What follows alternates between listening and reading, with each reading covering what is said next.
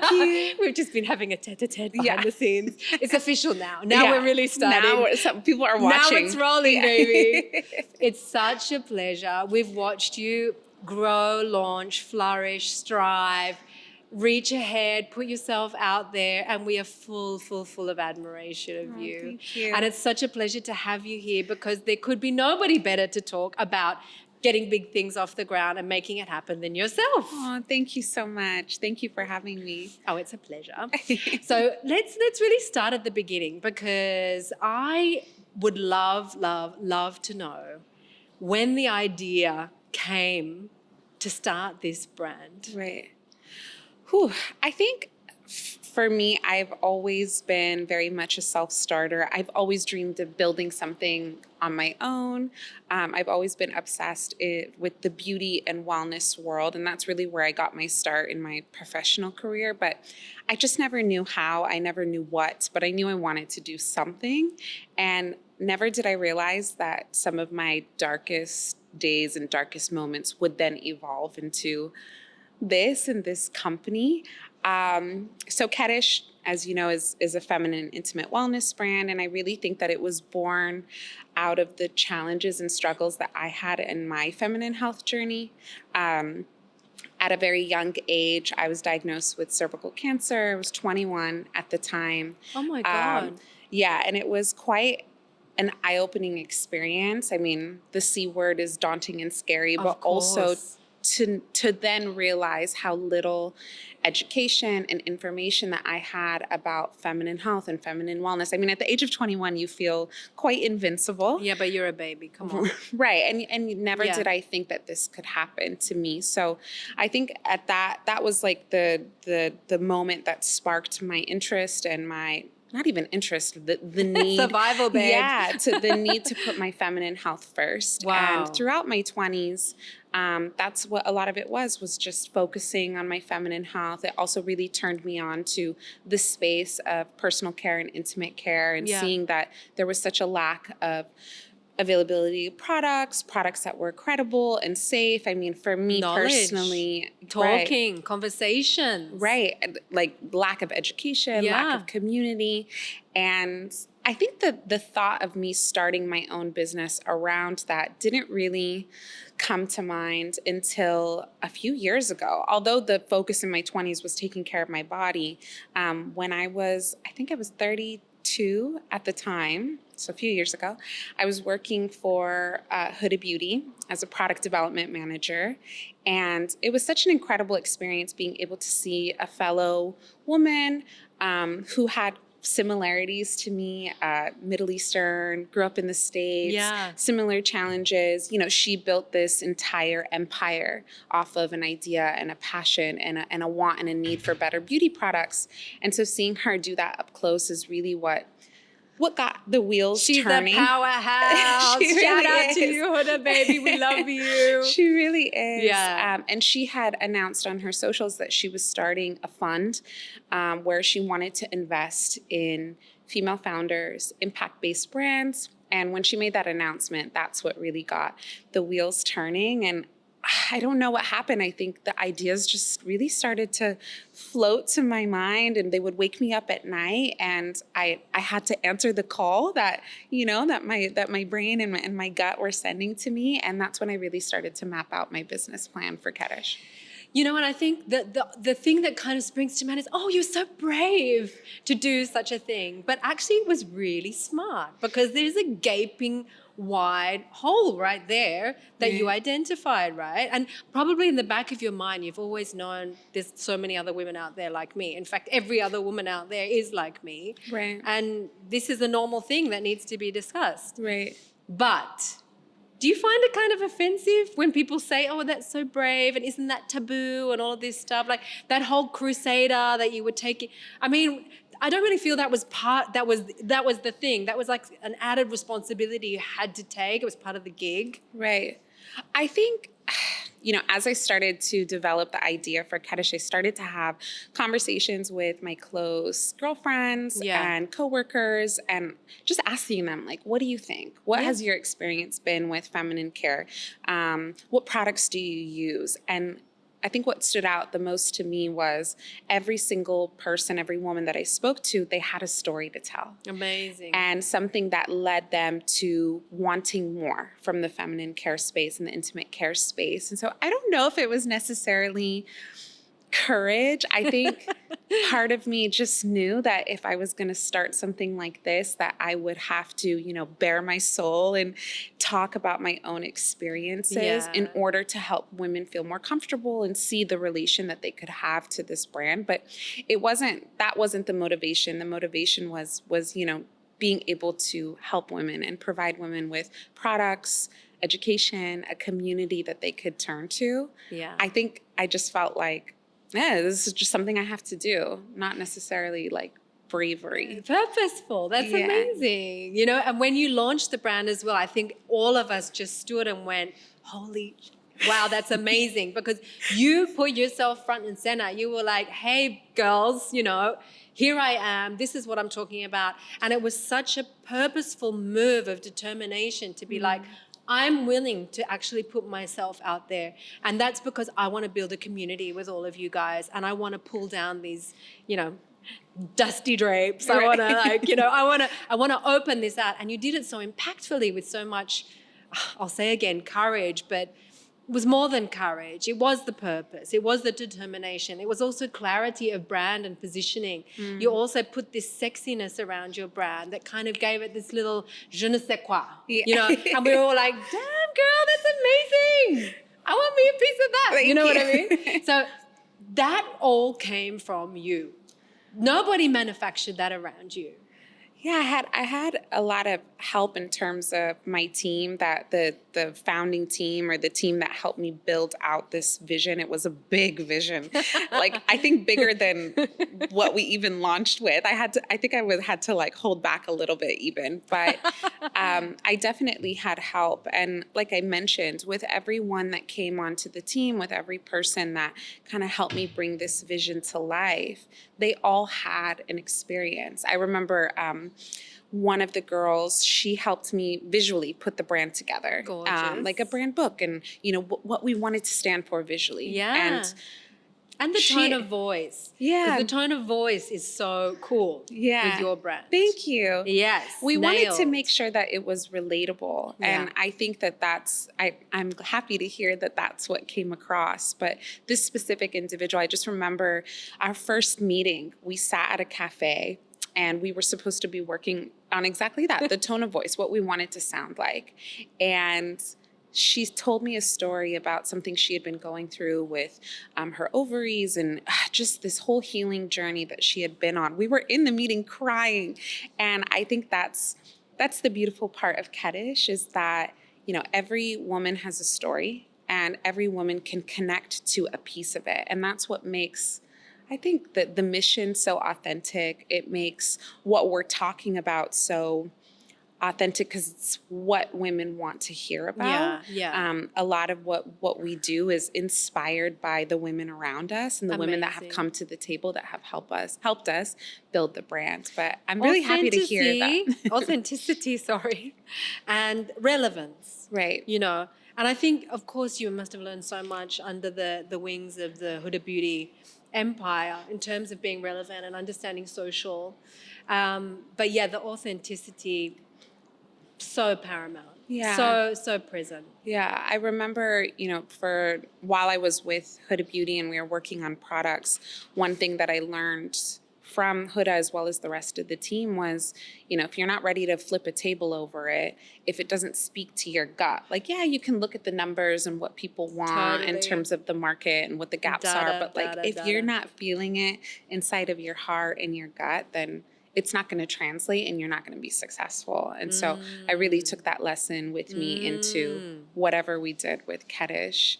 But yeah, we're quite a bold brand, and I wanted to make sure that the brand represented pieces of me that were very authentically me. I've always been quite bold and a little rebellious, a little spicy. but I wanted it to come across also as like a supportive space. Yeah. And a space that welcomes women with open arms. I mean, you've definitely done that. And I want to add really tasteful. Thank you. Because yes, it's bold and yes, it has this sexiness to it, but it's really beautiful. All of the content, the way you're there as a part of the content storytelling, but it's not all about you. You know, all of these things that I'm sure you were aiming to do, they really did translate. So Thank you. well done. Thank you so much. Thank you. So that's all amazing and good. All the good stuff, right? Yay, man! Yeah. Now let's talk about it. Right.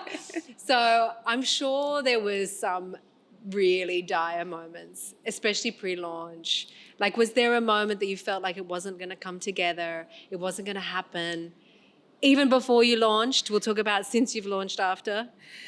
Yeah, so many moments. I mean, I think the scariest was definitely, we were supposed to launch, we launched in August 2021, like officially with product in August 2021, but we were supposed to launch in 2020. And I remember it was February of 2020, Oh, wow. and we had our samples ready to go for our first product, and we were about to press go on production, and the entire world stopped because of COVID. Yeah.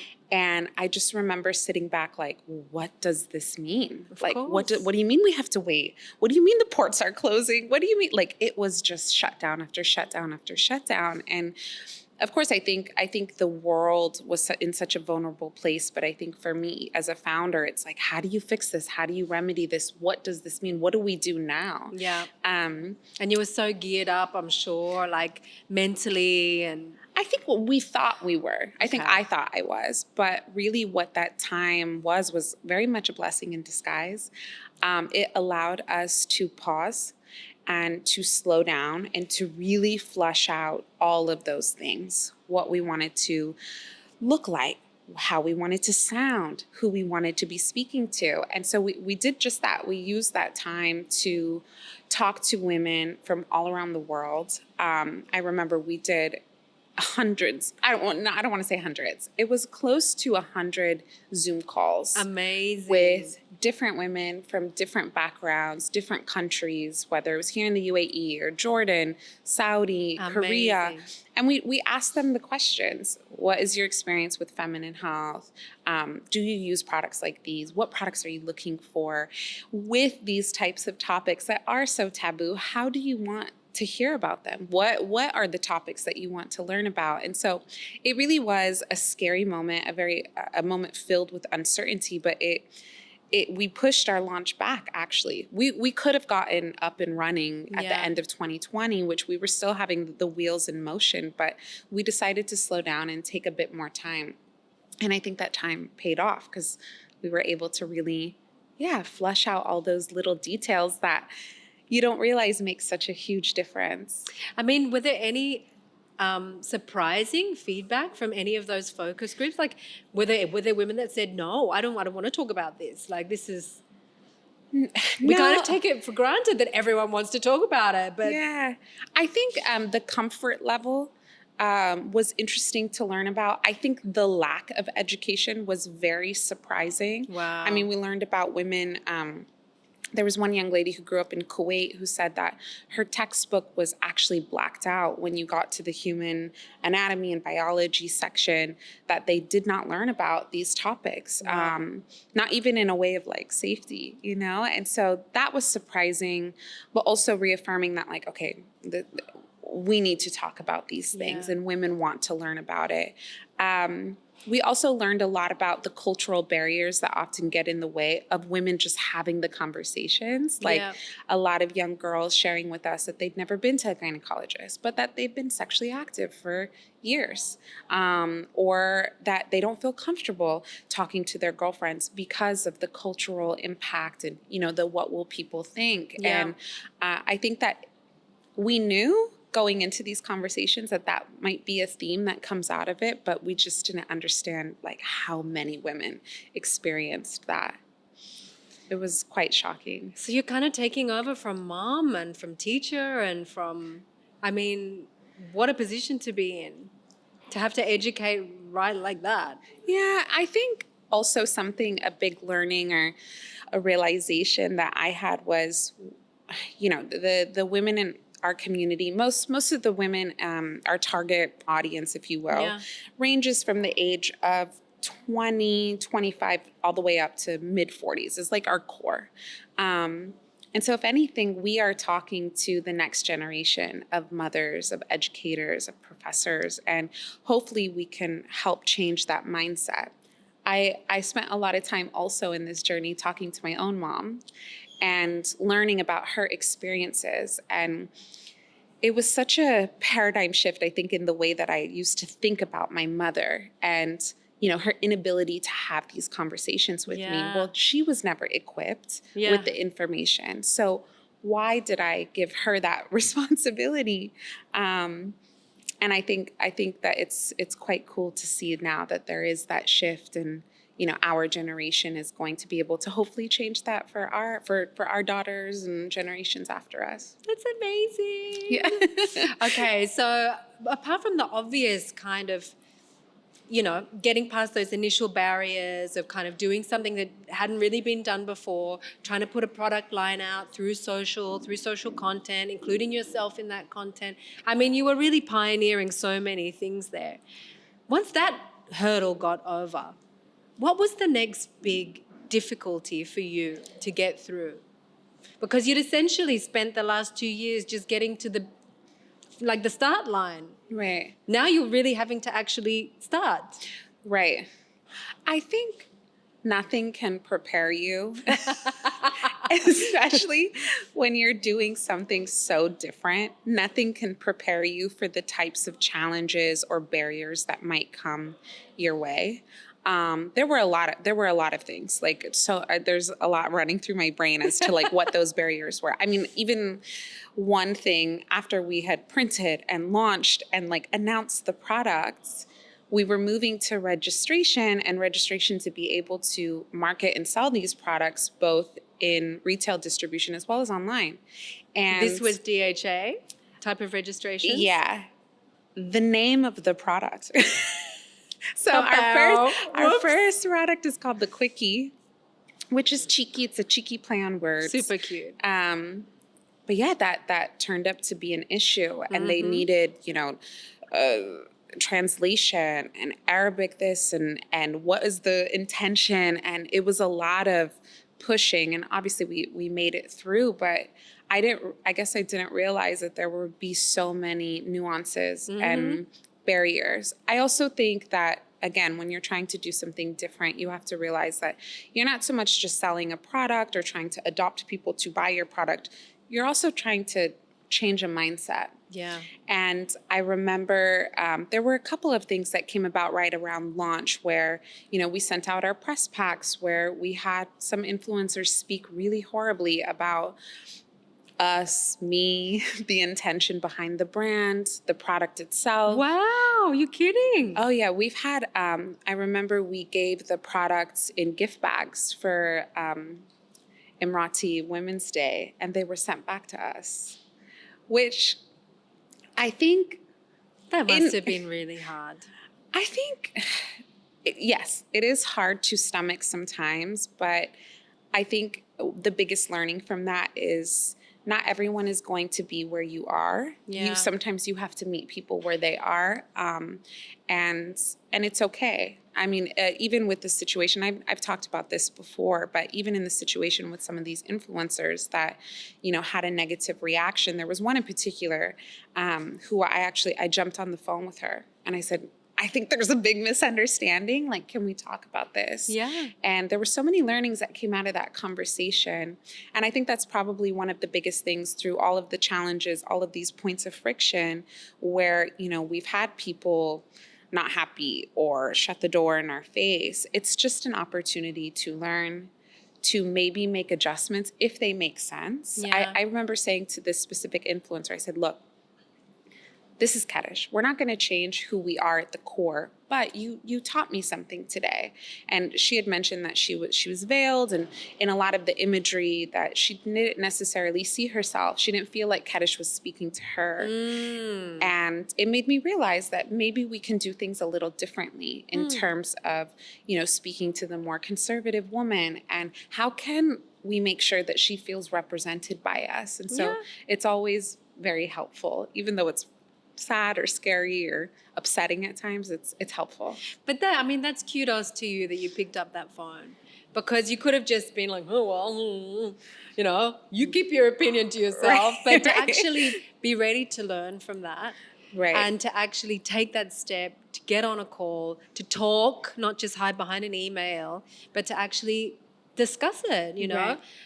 I'm sure that would have completely changed the way she felt about the brand in that moment. Oh, yeah. She retracted her whole statement. She did a repost, even said that we had spoken on the phone. I think younger me would have been like, I'm sure. I'm not doing this. But I Who think you are? What is this? the mature me, the founder me, Yeah. I know that I'm not, I'm not exempt from learning, and I'm not exempt from trying to do better. So it was great. It was a huge learning experience for me. Amazing. So now you're kind of getting to the next phase of the business, raising funds. How's it feel? How's it going? What an experience for you. Yeah, it's definitely challenging. I think that, although I think that we have laid the groundwork, and one of the biggest goals that I had with launching KETISH in the first year was, opening up the conversation. Yeah. And I think we've done that. Yeah. It's like, check. Now the focus really is on growing and scaling, continuing to build the community in a real way. Yeah.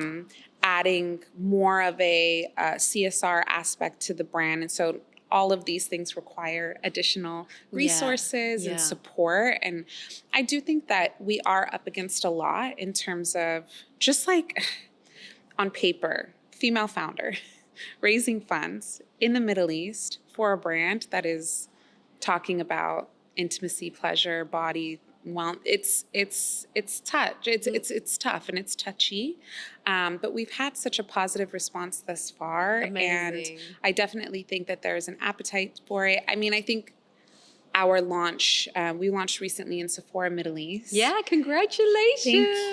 Thank you. And I Really feel like incredible. that's a huge indication that this is the direction that we're going in, and it is becoming more mainstream, especially in the prestige beauty space. And that in itself is a kind of advocacy, because when Sephora is willing to say, you know what, we're behind this, right, it says a lot.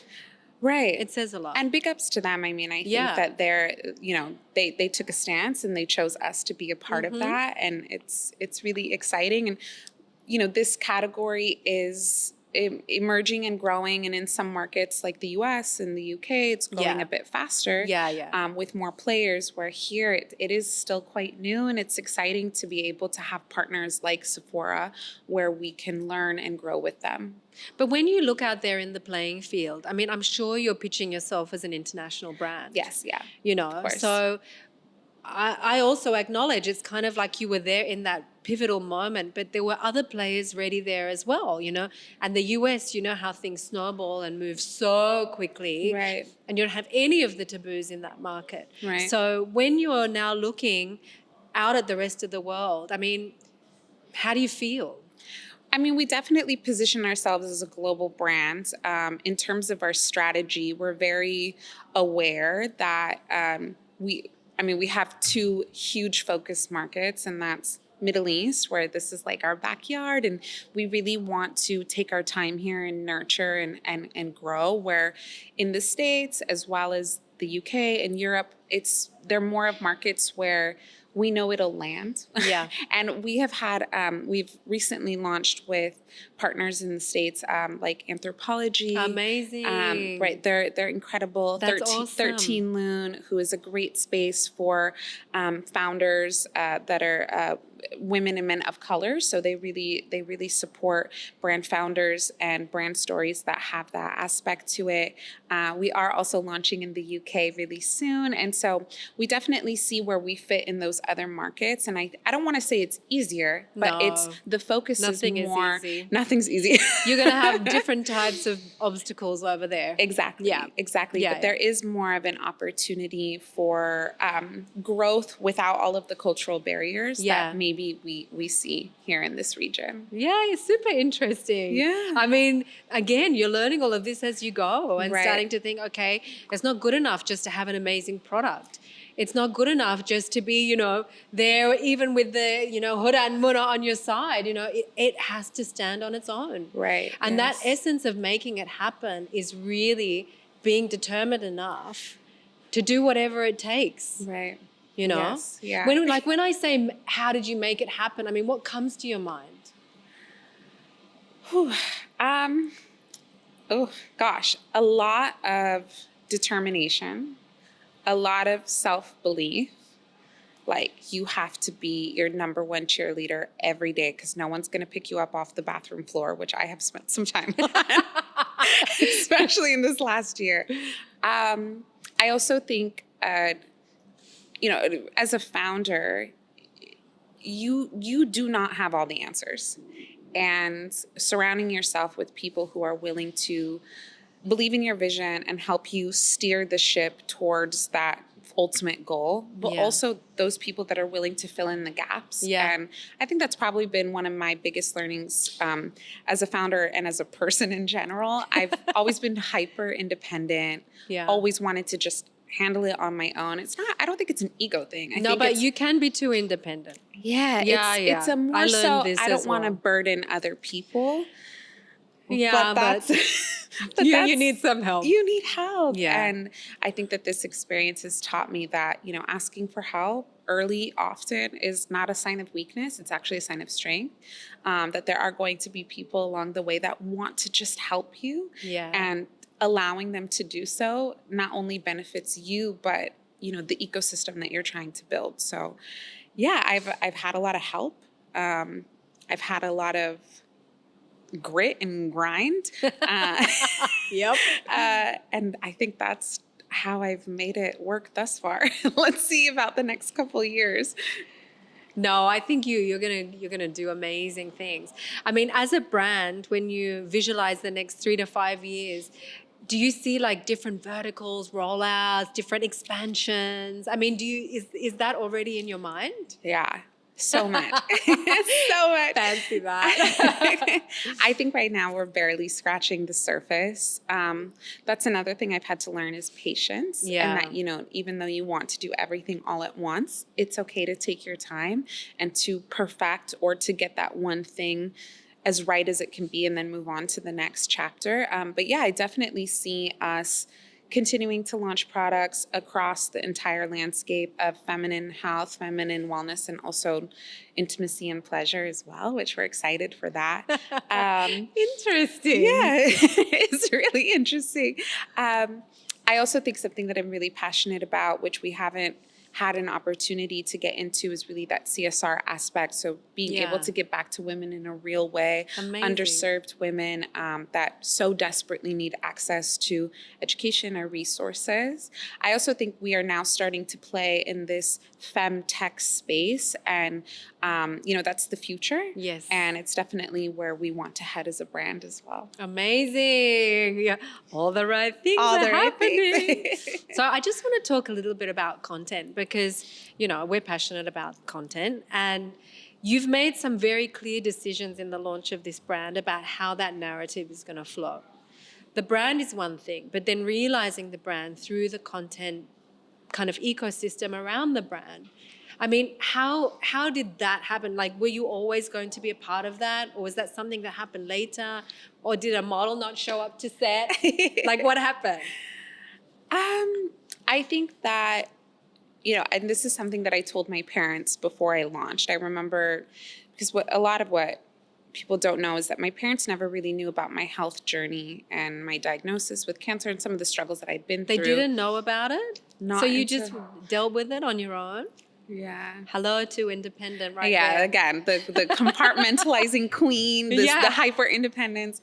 A lot of that had to do with my cultural background. I'm Egyptian American, and I remember when we finally had the conversation, I was talking to them about, these are all of the things that I want to share with you guys Yeah. about my experience and why I'm creating this Doing brand. this. And it's important for me to share this with you because I'm going to go and share it with the world now as I launch this brand. And so it had always been a part of the plan. Yeah.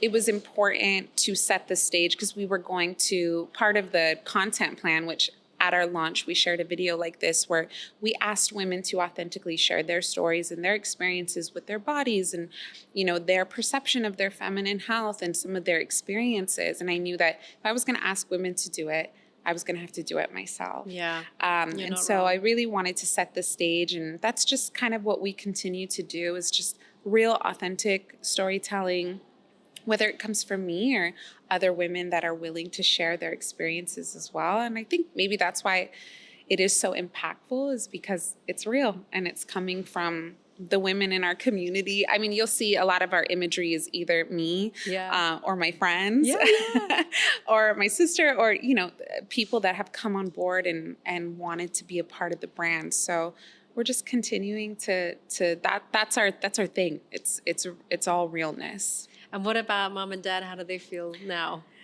I think in the beginning it was a little tough. I remember my mom was like crying and she just, it makes me emotional thinking about it because it was on Zoom because I hadn't seen them in a year and a half, almost 2 years. God. And I remember my mom pleading with me like, are you sure you want to do this? Like, do you have to say everything? And I was like, yeah, I have to say everything. And it's not going to be easy. And especially in our culture and our community, they didn't decide to do this. I decided to do this, but they have been so supportive. And I think that's been probably one of the most beautiful parts of this journey. Oh, I might get emotional. It's okay, babe. Oh my God. Nobody here, just you and me. My God. I think the relationship with my family, there's a lot of, I don't want to say trauma, but there is a lot of breaks in the foundation. I think a lot of women like me, whether you come from a Middle Eastern background or another culture, there's so many barriers in terms of communication with your family. And I think the most beautiful part of this journey has being able to show that can change, that you can have an honest, upfront relationship with your parents and with your family, and that they will support you and they will back you and they will love you. Maybe that's not the same for everyone, and I understand that, but I'm really happy that that was our truth. And I love my family. Sorry. We love your family too. But that's quite an amazing, cathartic experience to go through on Zoom when you're also trying to get something huge off the ground, to have that conversation. Right. The tears and all the emotions that would have stirred up. I mean, I can only imagine. I have a daughter who's 17. I can only imagine the pain of hearing that my daughter had gone through something like that on her own, albeit in an attempt to be independent and courageous and not bother people. The heart wrench that I mean, Yeah. So it's really sad. Hey, nobody talks about this when they talk about setting up a business, but these are the things that do come out. That level of persistence and determination and owning up to things that just have to be done to make it happen. Right. And if I could get my parents' acceptance after, so many years of being fearful of that, speaking my truth and being fearful that they would not accept me or not accept this kind of a business or a brand, if I can get their acceptance, then the world is no problem. That's how I felt. That's awesome. Okay, so you've had some big turns in the road already. But the next big turns are going to be when you get more international, that you've got to compete internationally. Right. So when you're thinking about CSR, how do you make that something that's going to be relevant to all women?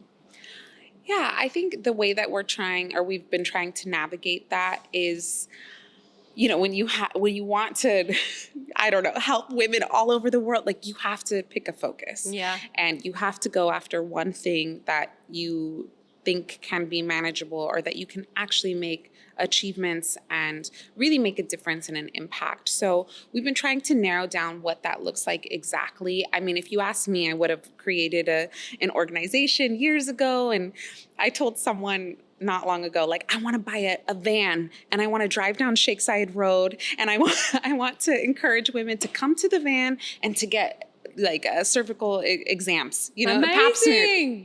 I mean, I can't really do that. No. But in essence, there But are awesome. organizations that do these types of things. So potentially partnering up with an existing organization could be really impactful. Those are some of the quick routes that we're looking at right now. I Amazing. think for me, what's important is, again, having an anchor, having something that we really hold true to. For me, in my experience, in my feminine health journey, a pap smear saved my life. Yeah. And there's so Thank many God women. you had it. Right. There's so many women that have never had pelvic exams or do not understand the importance, or honestly wait until they are married or until they have a cultural reason to, or a culturally justifiable reason to be able to get that done. And so that's a cause that's really important to me. Yeah. I could see us moving in that direction, maybe having a van, or partnering with an organization to help us make that happen. I want that van. A little KETISH van. In Australia, the level of education is so high where I'm from. Right. When we're teenage girls, we learn about these things and we're told and we understand. But then, even with my own daughter going through the schooling system here, I've been comparing that to my own experience many years ago. And of course, it is behind, Right. I don't think it's quite as bad as what you've experienced, but there is still such a long way to go.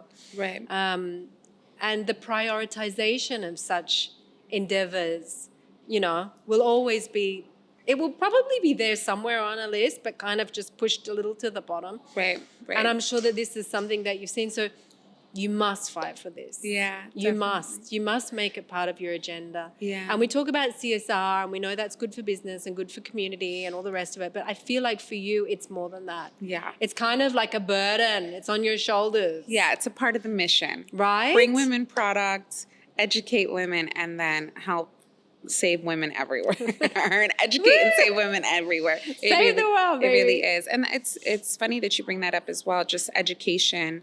It's something that we've actually been asked to be a part of. Amazing. A bunch of schools have come to Amazing. us. And educators where we might have an opportunity soon to be able to maybe get into schools or doing focus groups with mothers and daughters and being able to have the conversation, and not just about intimacy and pleasure, but menstruation and the body, anatomy.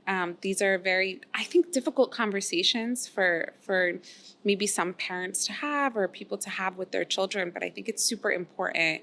And so we're excited to be a part of that shift and that change. Yeah, that's incredible. I mean, you would almost argue that, like you said earlier, that some of those moms just don't really know. They don't know. I mean, they're living in this body, but they don't really know it, you know? Right. And so how can they pass it's a it thing. along? How are they going to sit down and talk eloquently to their daughter about the ins and outs of what's going down if they're kind of like, oh, well, I never really don't know. did that.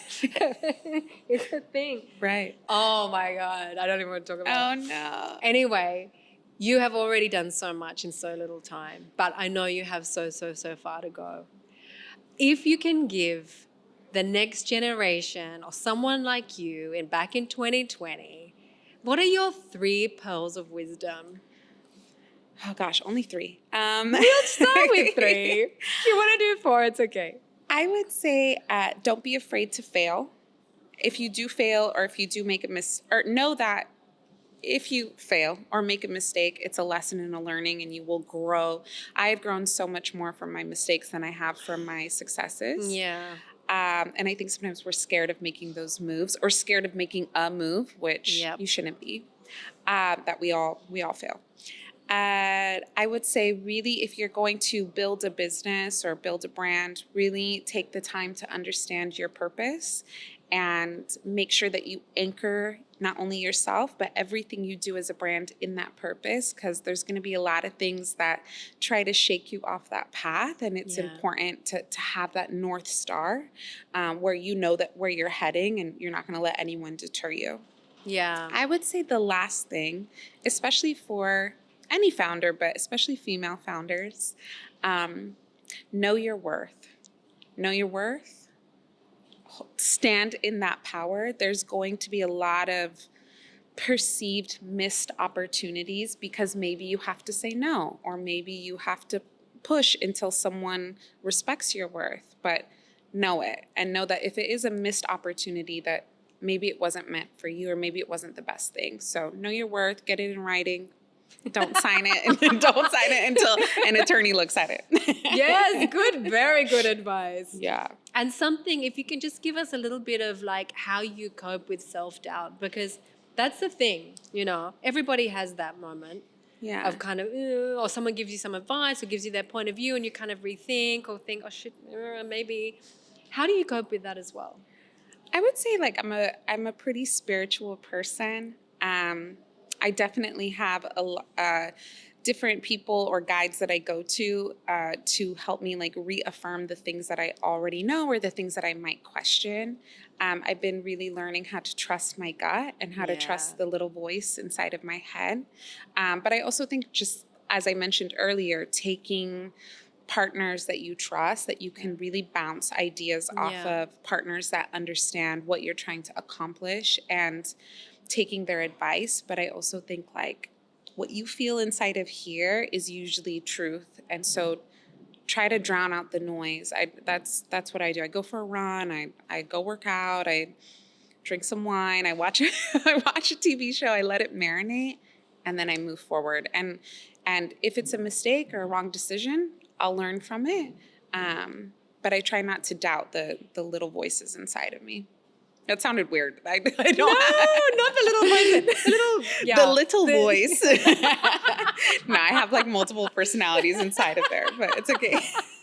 Love them. They're your babies. They're crazy, but they help it all make sense. Baby, you are an inspiration. We're so proud of you and everything you've done already. Thank you and we so can't much. wait to have you back Thank in 2023. Yeah. Thank you so much for being with us. Thank you really, for and sharing everything. We really appreciate it. Of course. Thank you for having me. Thank you so Angel. much.